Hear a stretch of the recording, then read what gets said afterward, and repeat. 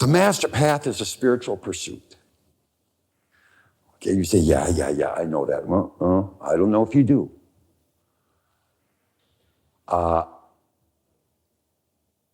Is religion a spiritual pursuit, one may say? And I'd say, some would say yes, and I'd say, well, no. It's more to protect your emotional fear and try and make up for your emotional guilt. And like Christianity comes at you from the point you're negative, you're a sinner. If you don't, let's say, accept this master, Jesus Christ, who's dead, you're going to go to hell, this type of thing. Well, that's what we call negative. That's a negative approach. None of that is true. No one's going to hell. No one's going to die. Everyone, absolutely every soul that has been created is going to get back to the kingdom of heaven. And you say, well, Sri Gary, how is that going to happen? I mean, there's just so much evil in the world and there's so much negativity and some of the people are just so barbaric that how's everyone going to get back? Well, you've heard of karma and reincarnation. This is a major tenet on the light and sound path. And loved ones, this is a very interesting dual principle right here, karmas and reincarnation. The idea that there's just one life to live has become so antiquated, it won't be long before most of the world accepts the idea of karma and reincarnation. But as it stands right now, most people don't understand this, and they feel they've got one life to lead. And therefore, as you scan out there on life and you look at the people that you have to run into during the course of a day, your kids, your wife and husband,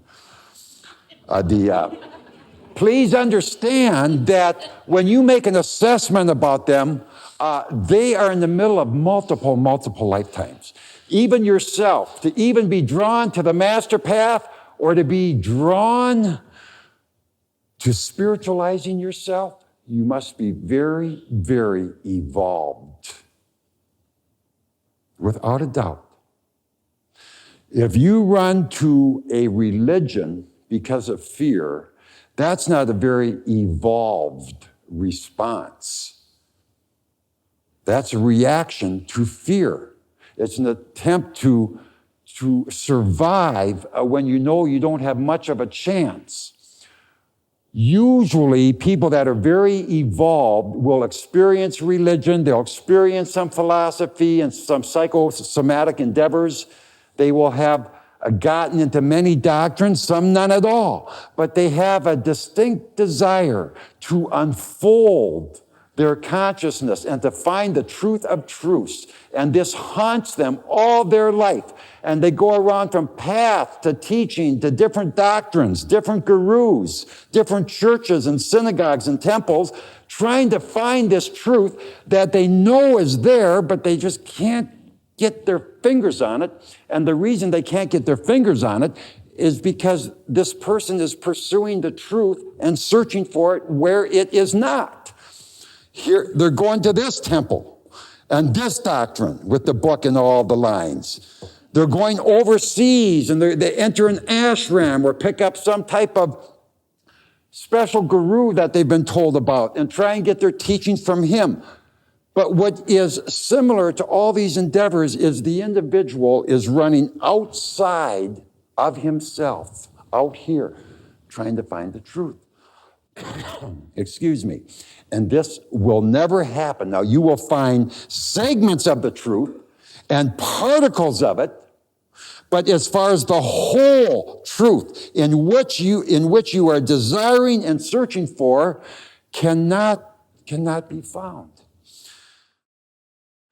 Now, there's so many people that are not ready to go inside and discover their own spirituality. This is a very evolved step. And those people that are not ready are the ones that fill up the churches, believe in marriage. Family is usually the highest ideal there is.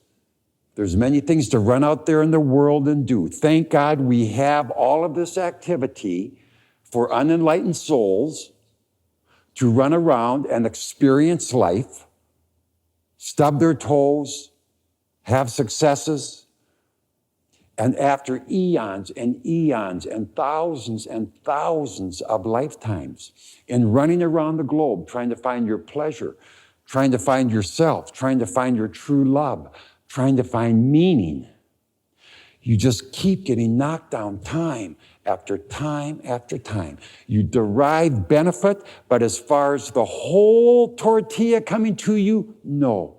You just don't experience the complete fulfillment. And then old age comes. And you start wrinkling right in the mirror. You can see it happening, and you start losing your vitality, and you realize your life is over. You're 50, 60 years old. You know if you chase your chaseable dreams, all your energy's already been depleted. Now you're just going to wait for the appointed time. And one faces death, and their mind starts to disintegrate. The body starts to go. The things you like to do, jogging or lovemaking or whatever, you can't even function anymore. And one slowly just wastes away right in front of your eyes. And then but the pudding, the top, the cake, you end up dying. It's the most, it's one of the most shameful, humiliating experiences a human being can go through. You've come into the world. Where's the prize? I'm ready to chase it. Just point me in the right direction. I'll go get it. And we all had the energy as young people. Nothing was going to stop us. And here we sit right now, and show me your prize. Hopefully it's not a fat bank account. You can't take it with you. Hopefully it's not your family. You can't take them with you either. If it's your lover that you've been living with, you can't take her or him with you either. How about your accumulated knowledge through institutions? Can't take it with you. You're stripped clean. And this is exactly the way the Lord God wants it. To remind you that you have not chased the correct truth in your life. You have not gone for the pearls, but puny grains of sand that you can't take with you. And you just watch it slip out of your hand. Talk to any old person, and if you can get into their heart, and if they trust you, they'll tell you a story that has that whole aura around it. There is no way you can become 100% fulfilled in your physical life without discovering your own true self and the spiritual essence that's within you. And loved ones, that's the whole point of life. We're not down here to be mommies and daddies. We're not down here to make a million. We're not down here to be the prize in our neighbor's eyes. We're down here to find out who and what we are. We've been given an intellect and a mind to eventually show us what the divine knowledge is, that we ourselves are God and soul, and then to ultimately pursue it and attain it and realize it. That is why we are here. And it just cannot go on in the matter of 50, 60, 70 years. Many thousands of lifetimes are needed to evolve the soul within us from the lower chakras all the way up. And when we start pulling our forces up, when we start getting our energies pulled up around this area in here, the navel and the heart, we start wondering, what is life all about? What is the divine purpose? Who am I? What am I doing here? What about me? You start wondering about this. In order to have these thoughts and to follow them out, you must be evolved enough to realize truth and spirit are far higher than the churches or the doctrines that dot our globe. And one gets on fire inside to find out, what is this truth? What's haunting me? I know it's there. It's got to be. And we've looked all over in the haystack, of course, for the little needle. And of course, we finally see that it's right. Geez, it's right here. Son of a gun. It's been right in front of me all along. This starts welling up in your heart, loved ones. and you start becoming a seeker of truth. Before that time, you weren't a seeker of truth. You were a seeker of pleasure and complacency and non-hassles in your life. Don't hassle me. I don't want the problems. Now you start to become a seeker after truth, and it starts to well up inside of you, and you get hungry, and you know it's there, and the search begins. This is when the master path comes to your attention, or some other light and sound path in the world. There's about 3 or 4 competent light and sound paths in the world, no more. Those that hear the call, they just start coming to the master, and they come in helplessness, they come in deep humility, they come thinking they're just washed up and there's not a good thing left inside of them. And the master has to restore these people and resurrect these people and renew their self-image of themselves and let them know through many experiences who they really are and who they're not. And the whole journey, this is what we call the journey of soul, transpires and begins. And the individual starts straightening out issue after issue, problem after problem, with the master's help that they've never had before. And miracles start happening every day if you look for them. And the student begins practicing the tenets of centering their attention up here in the third eye and starts to contemplate the divine works, starts to read the divine literature, starts to implement the things they're coming to understand, and the new knowledge just coming in wave after wave after wave. And the energies just start consolidating until eventually the individual can pop right out of this single eye, the door, the cyclops, the Tisra Til, the single eye. They're all names for this aperture that we all have, and it's right here between our eyes. And this is where your soul and mind are knotted together in your body. Your soul's asleep, and your mind, right next to it, has overpowered the soul and is now running the show. And as a result, we see duality in everything that we do, good and bad, night and day, love and hate, a fat wallet, an empty wallet. Everything takes on a dual perspective when the mind overtakes the soul. And that's what's happened with everyone. Right between the 2 eyeballs, right in here, the soul and mind are knotted together. This is the mind, this is the soul. The soul is in the state of slumber.